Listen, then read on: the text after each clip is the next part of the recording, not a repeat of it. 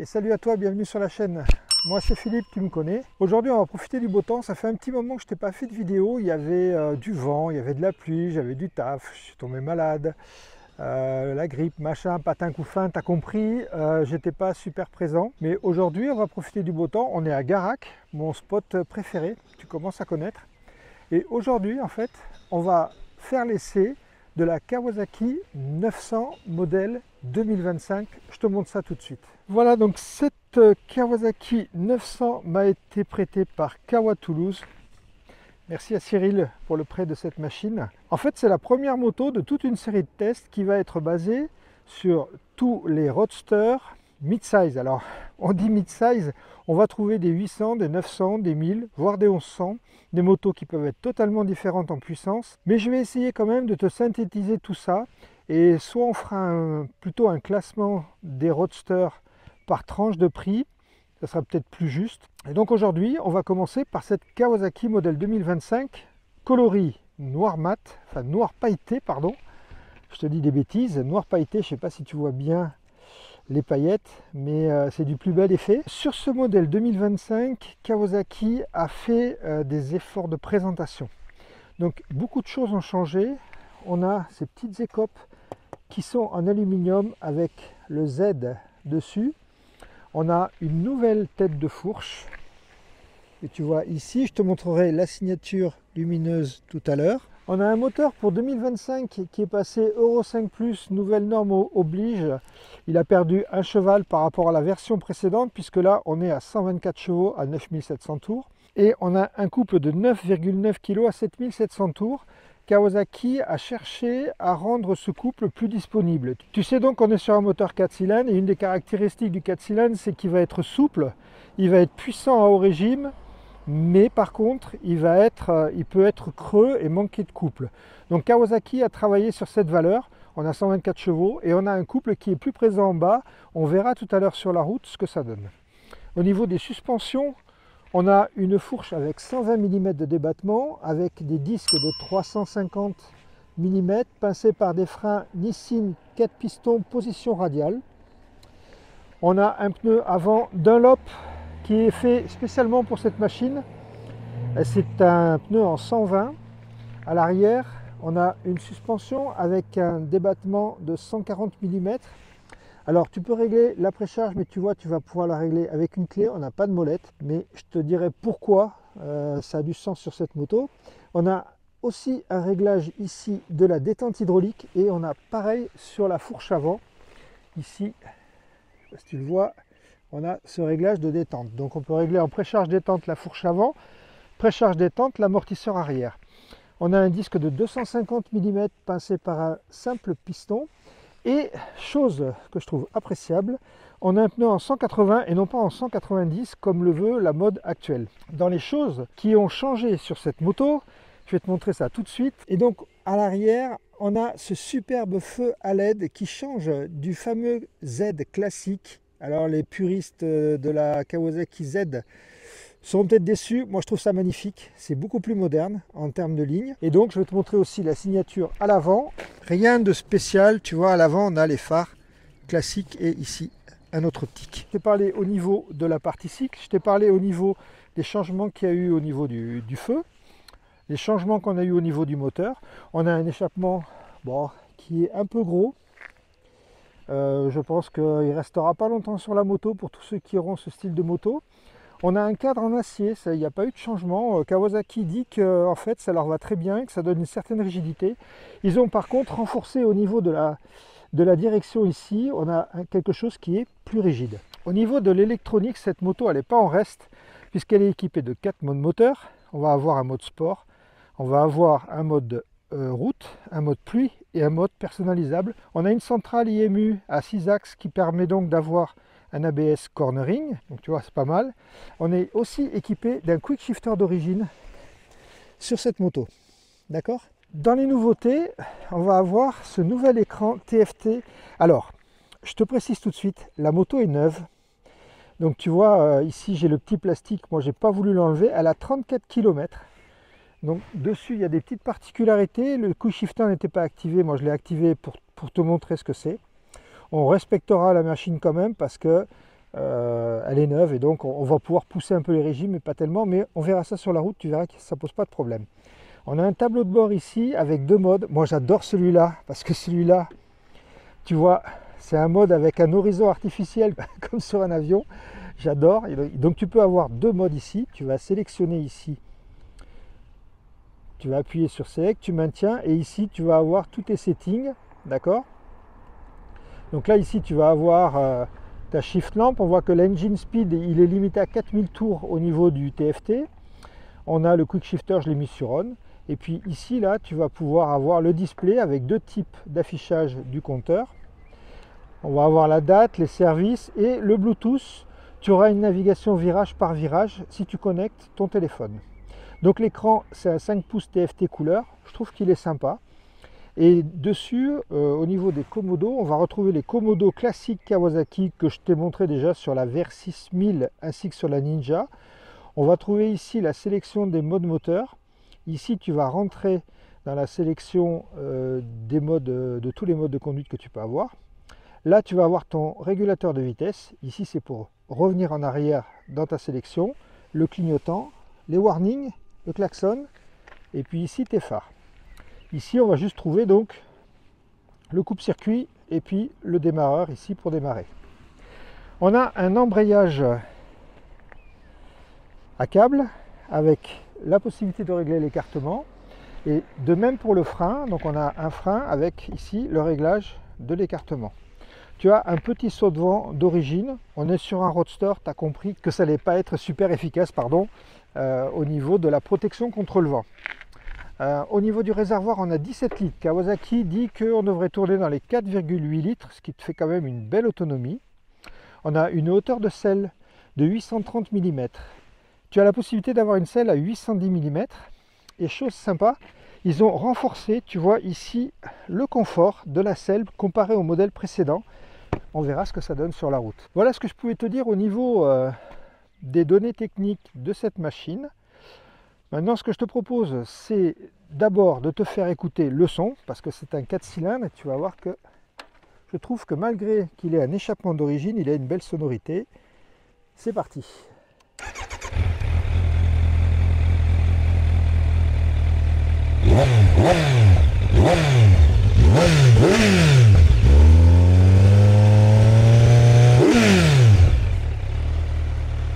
Tu vois, c'est une sonorité de... Moi j'adore ces sonorités de 4 cylindres. J'ai essayé il n'y a pas si longtemps que ça le Roadster 1000 de chez Suzuki, le tout dernier modèle. J'ai pas eu le temps de faire la vidéo, mais on en fera une puisque ça rentrera dans la comparaison avec cette moto. Donc cette moto, bien sûr, elle a plein de concurrentes, mais on va citer les plus importantes, qui sont les MT-09, la Suzuki 1000, la 1000CB, et après on aura la KTM 990, on aura plein d'autres motos qui vont rentrer là-dedans. J'en ai certainement oublié, mais t'inquiète pas, on essaiera d'en essayer un maximum. Non, ce que je te propose, c'est de regarder un peu ce que ça donne avec moi dessus, et donc on va faire voler le drone. Aujourd'hui on n'a pas trop de vent, tu vois, et donc ça va être nickel. Donc maintenant on regarde ma position sur la moto avec le drone, et puis une fois qu'on a fait ça, eh bien, on ira sur la route pour voir ce que ça donne.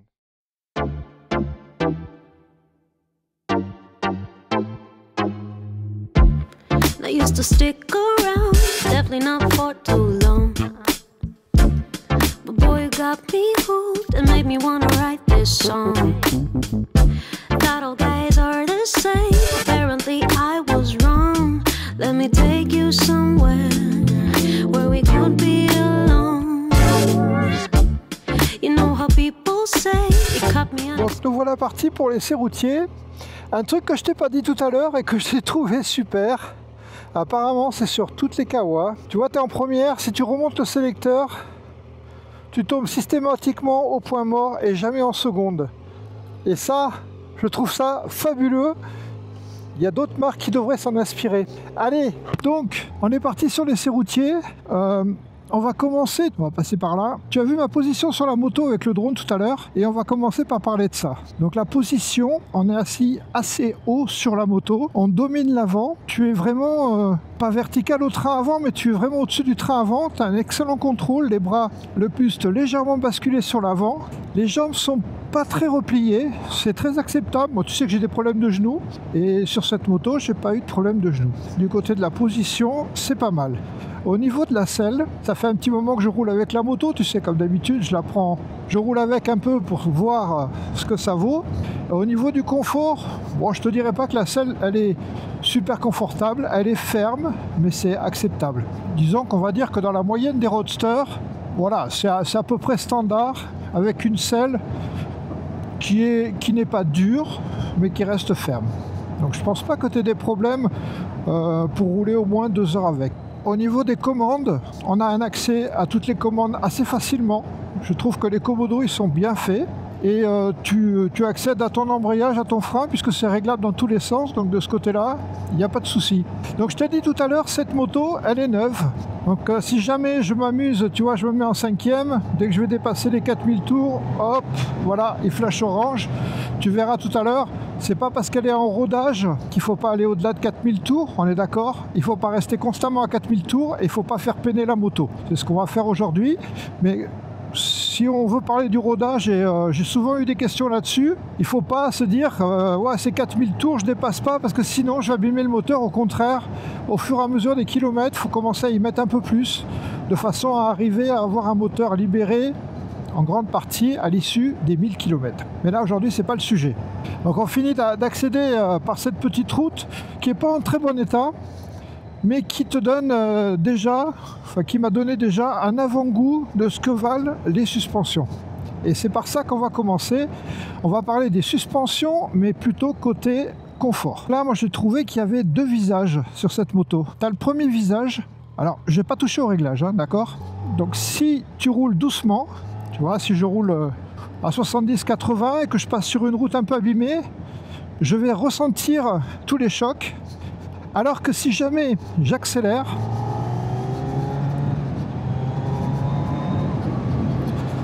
et que je roule, tu vois, à 90, là, l'hydraulique fonctionne beaucoup mieux et je vais avoir un très bon guidage. Et on va dire que l'hydraulique à haute vitesse te permet de, si tu veux, de ne pas rebondir sur la moto. Donc en fait, elle est très efficace à haute vitesse, l'hydraulique, la détente, elle est plus ferme à basse vitesse. Mais ça, tu vois, c'est un avantage parce que si jamais tu veux rouler un peu vite et que la route est abîmée, tu ne seras pas embêté de ce point de vue-là. Donc, suspension côté confort, sur une route comme ici, où là j'ai une belle route, je n'ai aucun souci.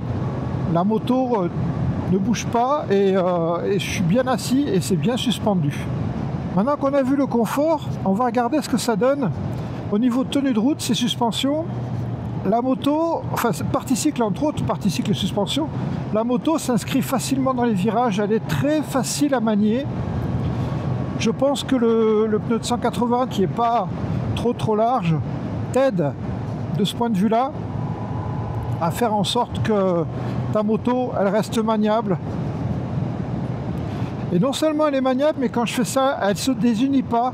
Effectivement, on sent qu'à l'avant, tout ça c'est assez rigide, ça te donne un sentiment de sécurité, c'est assez bien fait.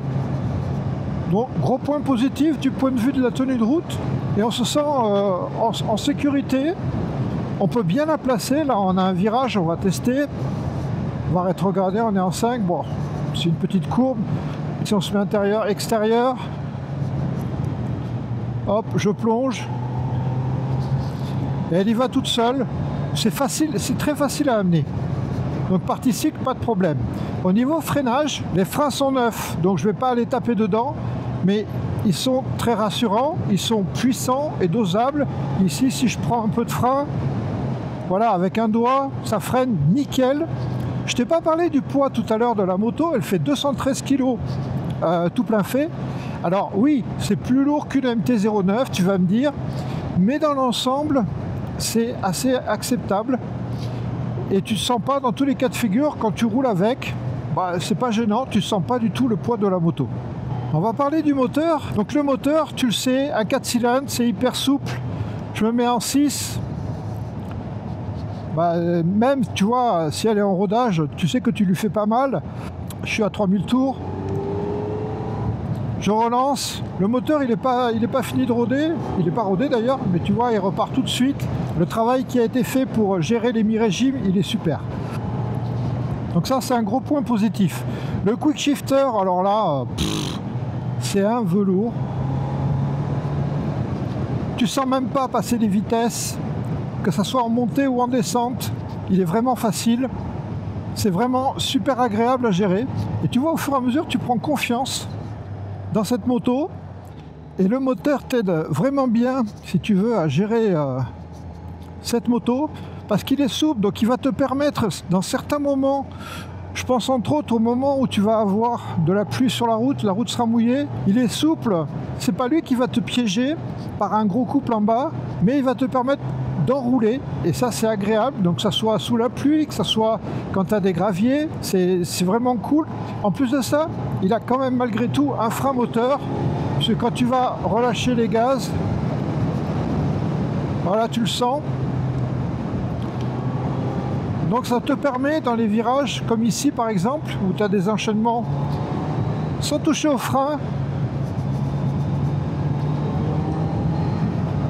de pouvoir vraiment faire, de pouvoir prendre du plaisir à la piloter. Donc le moteur, rien à dire.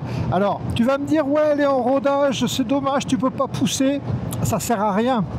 Pourquoi ça sert à rien? Parce que tu sais qu'un 4 cylindres, là où il est efficace, c'est haut dans les tours. Et celle-là, elle est comme les autres. Tu as 124 chevaux à 9700 tours, quand tu vas y aller, tu auras la pêche. Donc je vais rien t'apprendre en poussant la moto, et en plus elle est en rodage, et moi j'y fais attention quand même, et j'irai pas la mettre haut dans les tours. Moi ce que je voulais voir surtout, c'est sa souplesse, et voir ses mi-régimes, parce que les mi-régimes c'est ce qui est le plus important, c'est ce que tu vas utiliser le plus tous les jours, et là tu vas être gâté. Sur ces enseignements, tu vois, la route elle est pas très bonne, et pourtant tu te régales avec.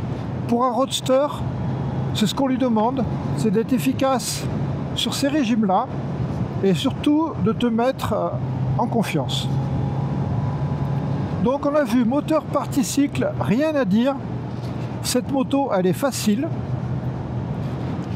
Au niveau des modes moteur, bon, j'ai testé que le road parce que là encore le sport ne représente pas beaucoup d'intérêt dans le cadre de cet essai. Je m'en suis pas occupé. Mais tu vois, si je te fais une petite accélération en 3,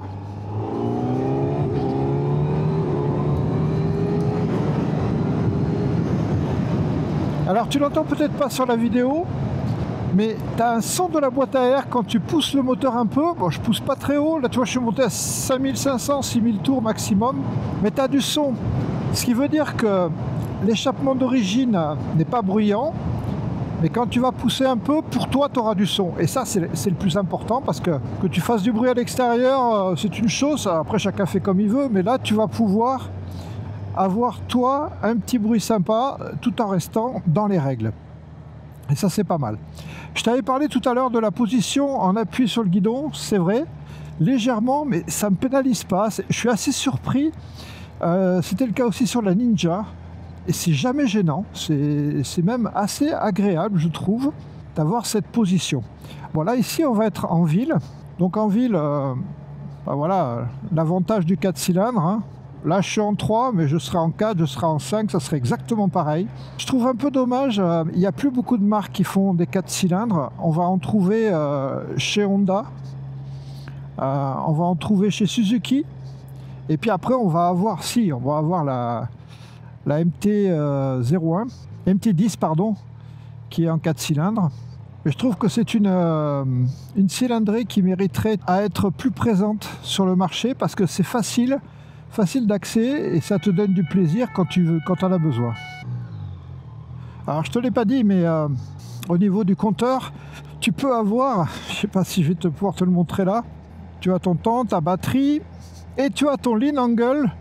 Si tu veux jouer les marques Marquez, bon moi tu vois c'est pas mon cas, hein.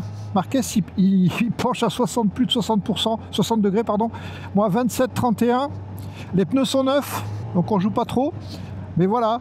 Tu peux l'avoir si tu veux, c'est grâce à ta centrale qui te donne ta position. Et ici, tu as ton petit horizon qui bouge et qui te donne en direct ton angle. Donc voilà, cette moto, Pour conclure, on va finir sur ce... Il y a un petit enchaînement, là, comme ça je te montrerai dans des virages serrés comment ça se comporte. Mais c'est la première de la série des roadsters que je vais essayer, que je fais en vidéo cette année. Pour l'instant, c'est une moto que j'apprécie. Dans les plus, je mettrai son moteur, quick shifter, équipement, le tableau de bord, la signature à l'arrière, je trouve ça magnifique. Ils ont su faire quelque chose de sympa.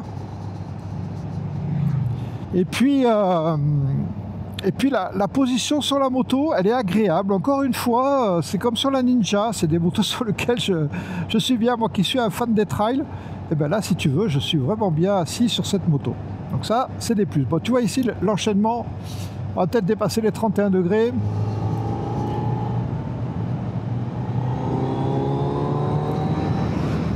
Tu vois, c'est facile, tu sens qu'elle demande qu'à lâcher les gaz.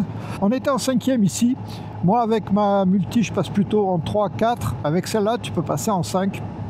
Voilà, rien à dire. Donc, dans les gros plus, je te l'ai dit, moteur. La partie cycle, alors la partie cycle, oui, quand tu roules avec un peu de rythme, je trouve que l'hydraulique, il est bien dosé. Peut-être que quand tu roules moins vite, ça saute plus. Et là, il faudrait peut-être régler l'hydraulique. Moi, je n'y ai pas touché. Les freins sont bien. Et puis, on n'a pas parlé, et ça... J'ai fait un peu exprès. Je t'en ai pas parlé au début, mais je t'ai pas parlé de son prix. Elle est à 9 999 €. On l'a compris, elle veut lutter face à la CB1000 de chez Honda.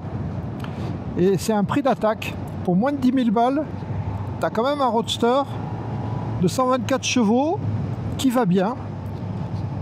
Il y a d'autres motos qui vont être beaucoup plus chères que ça, mais celle-là, au moins, tu peux l'avoir pour moins de 10 000 €.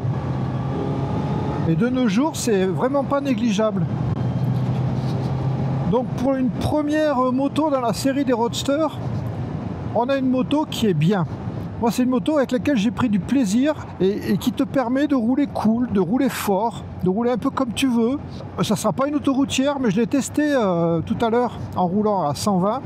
À 120, alors bien sûr que tu n'as pas de protection, mais moi j'ai un casque qui est assez profilé et quand je roule avec cette moto, j'ai pas de perturbation au niveau de mon casque. Donc ça c'est pas mal. Tu as la tête dans le vent, mais tu n'as pas de perturbation. Alors bien sûr que si tu fais de l'autoroute à 140, je pense que ça va te fatiguer au bout d'un moment, mais on est sur un roadster et il n'y a pas de protection, ça, il n'y a rien de choquant là-dedans. Voilà ce que je pouvais te dire au niveau des plus. Au niveau des moins, je cherche encore, je te l'ai dit, peut-être à basse vitesse, l'hydraulique à revoir. Le fait qu'il n'y ait pas de molette de réglage de l'amortisseur arrière, mais ça, voilà, c'est en rapport à son prix, d'accord, 9 990, ok. Tout le reste, tu as des bons équipements, tu as quand même des bons freins. Tu as des pneus qui sont pas mal du tout, je connaissais pas du tout ces pneus. Donc au global, un excellent rapport qualité-prix et une machine qui est vraiment plaisante à rouler. Elle est en noir, je te mets les différents coloris qu'il y a ici. Moi je l'aurais voulu en vert Kawa. Je ne sais pas, j'ai pas pu vérifier toutes les couleurs qu'il y avait de disponibles, mais si jamais ça y est, je te le mets là-haut. Je t'explique pourquoi j'ai pas pu faire ça, parce qu'au départ je devais essayer l'hybride et l'hybride n'était pas dispo, donc je me suis mis là-dessus et j'ai préparé la fiche, mais voilà, j'ai pas eu le temps de vérifier tout. Voilà, j'espère que cette vidéo t'a plu. Moi je vais finir de me balader, je vais la ramener, mais c'est un vrai plaisir. Je te recommande d'aller l'essayer. Elle est dispo chez Kawa Toulouse. N'hésite pas à y aller. Et puis après, on va laisser tomber Kawa pour un petit moment. On va passer chez Yamaha pour essayer la MT-09. Et je vais retourner chez KTM pour essayer la 990. Maintenant que KTM est sauvé, on va pouvoir essayer cette 990 et en ne pas pensant que j'essaye une moto d'une marque qui va fermer. Voilà. Allez, sur ce, je te dis à bientôt sur la chaîne. Tchuss!